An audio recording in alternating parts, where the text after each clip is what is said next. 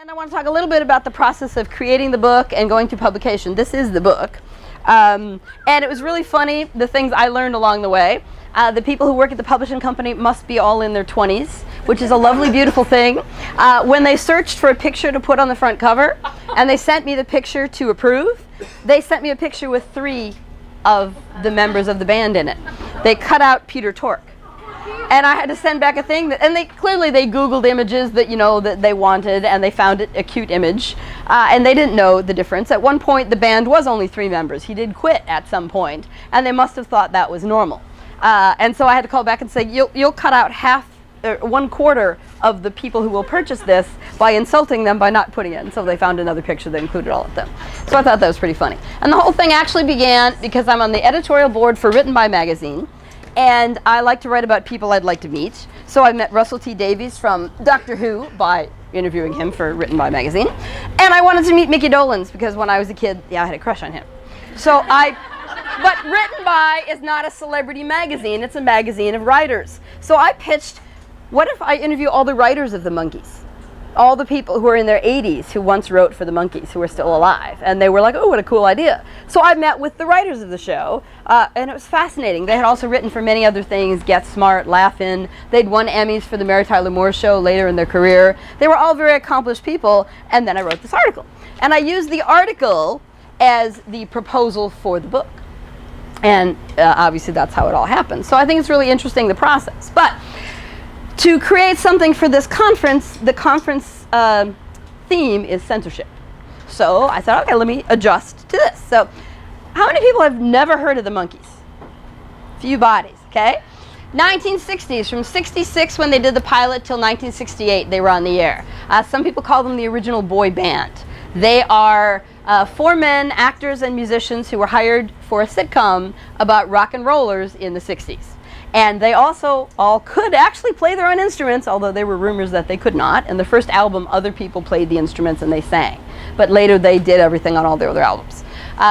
They became this huge sensation. In 1967, their albums outsold the Beatles and the Rolling Stones combined. They were that huge. They played in Japan and Australia, all over the world. It was huge. And in like 2 years, it disappeared, which happens a lot. But in 1986, which was the 20th anniversary of the show, MTV ran a marathon of all the episodes ever. And it hooked a whole new generation of people. They started a reunion concert tour that was the highest grossing tour of 1986, above any other rock and roll band. And they were 20 years older than they had been when the show was on the air. And from that point on, every 5-6 years, they run another reunion tour, which they're running right now because it's the 50th anniversary of their show.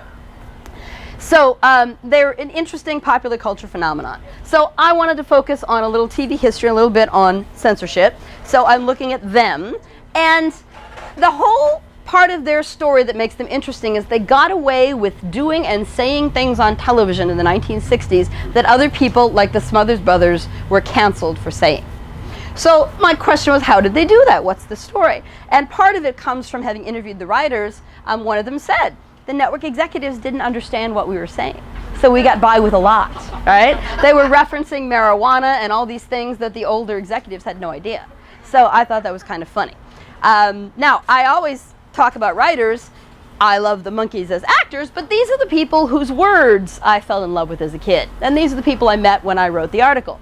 So Dave Evans, he's a marvelous, lovely guy. He'd written for Bullwinkle, and then he moved to the Monkees. Gerald Gardner had been a speechwriter for Robert Kennedy when he ran for the senatorship in New York. Right? He'd been friends with the Kennedy family. And then he went into television. He started on Get Smart. And when the folks were putting together the Monkees, they wanted hip, flip, new young kids. And the guys on Get Smart recommended him and his partner, Dee Caruso. So I got to interview him. Fascinating guy. Bernie Orenstein had written for a bunch of shows. He later on co-created Sanford and Son. And that was his huge claim to fame. He now teaches at New York University. Peter Myerson, I met him at an assisted living facility in Orange County. And this I won't put in the thing when I eventually post it, but, well, maybe I will. I asked him what his memory was of the Monkees. And his best memory was having been at a party at Peter Tork's house when the most beautiful girl in the world, stripped naked, jumped off the roof into the pool in the backyard. That was his vivid memory as this 82-year-old man and this 67-year-old. Yeah, so, and you can see from his dress, he was one of the hippie dudes. These guys were a little bit older, they weren't quite hippies. And Treva Silverman, in the world of looking for women writers, was the first woman to write comedy on television without a male partner. And a couple of years after the Monkees, yay, I know, yay for her. After the Monkees, she joined the Mary Tyler Moore Show, where she won an Emmy for writing the episode where Lou Grant's wife asks for a divorce. And that was because as the only female writer on the Mary Tyler Moore Show, which seems crazy but was in fact true, she came to the producers and said, you know, all my friends think Ed Asner is sexy, but they feel guilty liking him because his character is married. So if we got rid of the wife, they wouldn't feel so guilty. And the guys on the show were like, Ed Asner? Well, you're out of your mind. But they let her write that episode, and she won an Emmy for it, because it was, of course, in the early 70s, and this idea of women choosing to be divorced because they'd never had a life and they didn't want to be, you know, the side of their husband was a really fascinating thing. So she won an Emmy. She won 2 Emmys that year, actually. So all these folks had really, but these are the people I interviewed and helped me get a focus on what was going on in the show, which I think is really interesting. This gentleman directed most of the episodes of the Monkees. And you all, right here on this lot, should know something about him because he won an Emmy as the director of the Monkees, and then he grew up to direct the Muppet movie. He's got a couple Emmys to his and so James Frawley. So there's a lot of really interesting people involved in the show early on that, of course, most people didn't know that much about. And that was fun. These are the guys, right? This is Mickey Dolenz, Peter Tork, Michael Nesmith, and Davy Jones, who was the big heartthrob. In fact, he passed away a couple of years ago. He'd been voted the greatest heartthrob of all time, the greatest teen idol of all time, beating out any other person you can think of. That's them holding their Emmy. The show won an Emmy for Best New Sitcom in its opening year in 1967. So that's something that people don't really think about.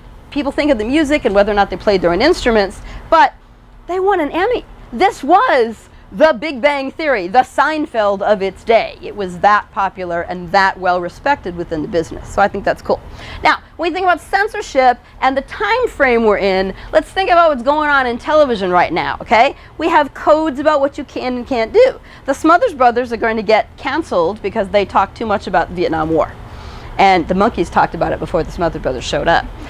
Pete Seeger is not going to be allowed to sing Waist Deep in the Big Muddy because that's about the Vietnam War. And so he will not be allowed to sing that on television for a couple of years. Barbara Eden, who knows what was censored about Barbara Eden? Belly button. Her belly button, her outfit, her harem outfit could not go below the belly button because you can't show women's belly buttons. On That Girl, Marlo Thomas, had any time she dated her boyfriend, Donald, we had to see Donald leave her apartment and her shut the door behind him. You could not assume that he had spent the night with her. She was a single woman living alone, and you had to know that she was still a virgin to make her acceptable on television, right? This is what we're talking about right here in 1966. In the Star Trek episode, you're seeing this woman with this very interesting outfit. There was a censor on the set when they filmed this to make sure that it didn't move so that you never saw the bottom of her breast. It was illegal to show the bottom of a female's breast on television. So the side was okay, a little side picture there. And you may or may not know again from Star Trek that this is the first interracial kiss ever on television, and the censors did not want to allow it. The only way they got to do it was they did not want to be kissing. They were forced to by some Greek gods who were having fun with the humans, right? They could not choose to kiss each other. It had to be a forced kiss. For the actors who did not want to insult each other, because they did not want it to look like they didn't want to, they came at it from the attitude, I am work for you, right? Because he's Captain Kirk and she's, you know, she's the communications specialist. We shouldn't be doing this because it's not proper in our relationship as professionals. So that's how they came at it, not we don't want two people of different races kissing. But that's all the kind of stuff that's being talked about, which you can't do on television at this time. So this is really scary. How much different things get censored and you don't know why. Judgment at Nuremberg is a very famous play, Playhouse 90. It was on television. It's about the Nazi death camp trials. In the entire run of that play on television, they never used the word gas. Because the American Gas Association, which advertised on television, asked them not to, or they would pull their advertising. So we never mentioned that this was the way how many thousands of people were killed. So that's the kind of censorship you don't even think is going on. Likewise, and I'm moving a little into the 70s with Maude, but just to think about it, Maude is the first character on television to ever have an abortion by choice, because it had been legalized in New York. It was not yet federally legalized, but in New York at the time it was. So, and she was about 44 years old, and they went through the whole, I feel like I'm too old to have a baby, it's not going to be safe, et cetera, et cetera. No one had an abortion on television until Christina Yang on Grey's Anatomy just a few years ago. No one was going to allow a female character to make that choice. I have Andrea Zuckerman from 90210 because when I worked on that show, I wrote the episode where, as a pregnant college student, she went to Planned Parenthood to think about it. But at the time, we knew she wasn't going to be allowed to make that choice. We argued about it with the network, and even then they said, no, that's not going to happen. And the real-life actress was pregnant. No, she had the baby and lived with it. She had the baby. And it was because Gabrielle Carreteras, the actress, was actually pregnant, and rather than write around the pregnancy, they wanted to have it happen to her character. So this is the kind of stuff you know, changes with what's allowed. 30-something, which of course now I'm moving into the 80s, just to give us an overview. And folks from last year recognize writer from 30-something? Winnie Holtzman. She didn't write this particular episode, but what's interesting about it is this is the first time on television you saw two men in bed together, post having sex. We didn't see them have sex, but here they are. This episode was banned in several states in the South. They just didn't run it at all. So I thought that's cool. Oh, I went backwards. But notice, we all know the story. You weren't allowed to show married people in the same bed because it might mean they're having sex. You didn't do that until the Brady Bunch. They're the first married couple on television to sleep in the same double bed, which I think is funny. My guys slept in separate beds in some episodes, but slept together when they were on vacation. And nobody batted an eye about four guys living the same. Who knows, right? So, what's interesting about what is and isn't censored on the Monkees? They got away with a lot. They talked about anti-war things. They were very anti-authority, anti-materialism, that hippie attitude of it's not the stuff, it's about your person. They brought Eastern philosophies and Buddhist chanting into mainstream television. And of course, you notice they wore this very androgynous, hippie, strangely ungendered clothing, which nobody quite understood. So they got away with a lot of stuff. Timothy Leary, back in the day, actually wrote about them in one of his books. And he wrote, I think this is very funny, an early Christian electronic satire, or a jolly Buddha laugh at hypocrisy. So he saw right through what they were doing while other people were missing it. It's in the politics of ecstasy. And I like the particular phrase down here. They use the new energies to sing the new songs and pass on a new message. And the message is really important because this show was being aired and was being watched by 13, 14, and 15-year-olds. Their older brothers and sisters were already into the Beatles, right? But these younger kids move into the 70s. These are the kids who were protesting the Vietnam War, right? So they got this message early on in their life. Mickey Dolenz, this is a line that he gave one of the episodes after he ranted about something, and then he looked at the screen and said that. One of the things I love about the show is its metatextuality, and that's something that I wrote about in the book, which not all shows do, but when you break the fourth wall and you address the audience, they did that all the time, which is a very older style thing. Of course, it's a Shakespearean thing. George Burns and Gracie Allen did it all the time. They did it all the time, which I think is very funny. This particular episode, called Monkey Mother, which starred Rose Marie, who you can't not love, right, from the Dick Van Dyke Show, written by Peter Myerson and his partner, Robert Schmidt. They had a scene, which I do have a clip of later when I get to it. They're playing dominoes here, right? And in the middle of playing, they knock down all the dominoes. Davy says to Peter, "What do you call this game?" And he says, "Southeast Asia." All right, and if you know your American history, the domino theory of communism was we had to stop it where it existed so that it wouldn't go and domino all over the world. The Smothers Brothers get canceled for mentioning the war, and these guys just did it. And they did a lot of stuff like that. This particular script is called Monkees Watch Their Feet. It's written by Coslow Johnson, who's the brother of Artie Johnson, who is from Laugh-In, right? And this is the story of aliens who come down to Earth, and they kidnap Mickey Dolenz and make a copy of him who's a robot. And they're trying to understand the brain of Americans, which is pretty silly. But notice the sort of patriotic backdrop here. It guest starred Pat Paulson, who's going to end up on Laugh-In. And these are some lines that he had in this episode. Think about what he's talking about right in the center of the Vietnam War. Particularly, I like this line. These are the aliens talking about the Americans.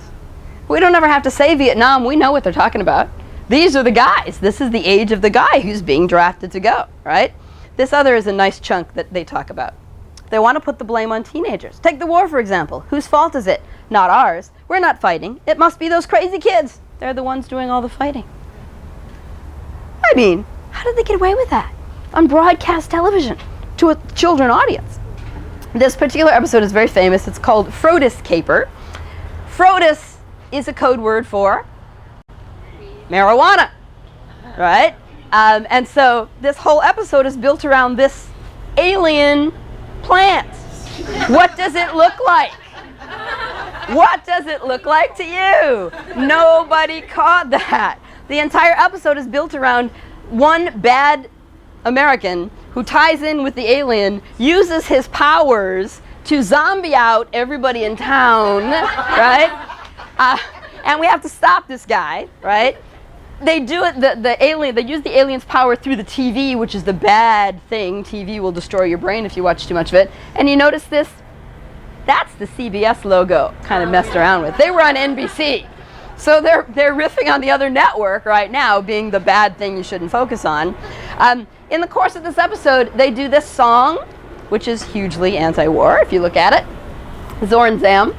The king of Zor, he called for a war, and the king of Zam, he answered. Go all the way down to the two little kings playing a game. They gave a war, and nobody came. That's hugely anti-war song to be in the middle of this silly fussing around kind of program. They got away with it. They got away with it. I just find that fascinating. Very end of the episode, they get to the bad plant. They're going to kill it until the plant says, no, it's not my fault. The other guy used me. I want to help the world. If I re-energize my Frodis power, more people will be happier. It'll be a lovely thing, right? This is the bad wizard Glick. And once he gets near the plant, this is how he starts to feel. It's an entire episode dedicated to the love of marijuana in 1967 in American television. I just love that. Another episode they have that I like a lot is called The Devil and Peter Tork. It's written by Gardner, Caruso, and Kaufman. This is the devil and Dr. Faustus and all those other versions of that story. Peter Tork wants the talent of playing the harp because he's in love with the harp. And so he sells his soul to the devil to get that talent. But he doesn't even understand who the devil is because he loves everybody and he's all about peace. But eventually the devil shows up to take that soul, and the boys won't let him. They have a little dance sequence where they imagine what hell might be like, and there's a lot of girls who look like Playboy bunnies. Not sure how we get away with that in the middle of it, but we do. And the whole point of it is there's a lovely little scene I'll show you a clip of. They start talking about maybe hell won't be that bad, but they bleep them every time they say the word hell. And eventually, well, I'll show you that in a minute, but Mickey Dolenz looks at the audience and says something very funny. The other thing they did that was fascinating was at the end of several episodes, they would take the last minute and they would interview the actual actors, just, hey, what's going on in your life? How are things? And the actors talked about being part of demonstrations, going to anti-war events. They talked about what it was like to be a hippie and to be disrespected, how men with long hair were treated badly and, not respected in public, and how they felt about that, going to restaurants which wouldn't let them in. And you look at Peter Tork's hair. Nowadays, that doesn't look that long at all. But in the time, this was really, really... So this ending episode interview was a fascinating thing they got away with doing, right? And they talked about a lot of stuff. The Sunset Curfew riots, I'm going to show you a clip from that. And they would just sit on the back lot, like that, on the back set, and have these little interviews. And they got away with it. And this is the Sunset Strip riots, which had to do with Pandora's Box, which was a club down in Hollywood. And the curfew was that kids under 21 had to go home by 10 o'clock. And so there were marches and protests and stuff, and these guys were part of that. But they had been told when they went to press events they weren't allowed to talk about any of this stuff. And they didn't at the press events. But they did in the show all the time, which I think is hilarious. Tommy Boyce and Bobby Hart wrote all the songs for the first 2 years of the show. And I love this. In the early 70s, they started this protest, Let Us Vote, the Love Protest. And it contributed, obviously, to lowering the vote from 21 to 18. I think that's really cool. And Peter Tork said probably one of the most intelligent things. The show garnered a larger audience for their point of view than the Beatles because TV comes into your house for free. You had to buy the Beatles albums. You had to pay to go to a concert. TV came into your house whether your parents allowed it or not. And the parents just thought these were a bunch of goofy guys. And by the way, who's he sitting with at the Monterey Pop Festival? Janis Joplin. She was going to guest on the show in the 3rd season, but it was canceled. Right? They'd had a couple other big names come in. And then this was Treva's explanation to me about why they got away with it. Network guys thought they were hip and cool, but they had no idea what was going on.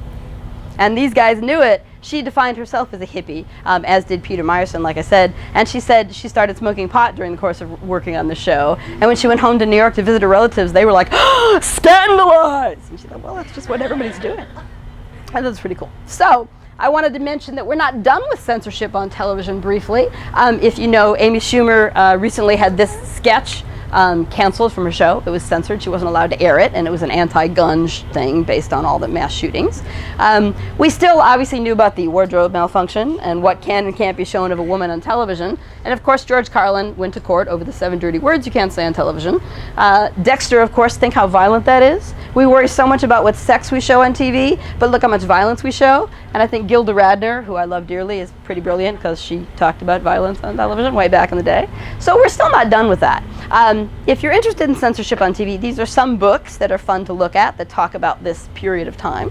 And so if you want to look into that, that's what they are. And that's the flat-out presentation. Did I hit 20 minutes? Did I hit 20 minutes? Did I go over?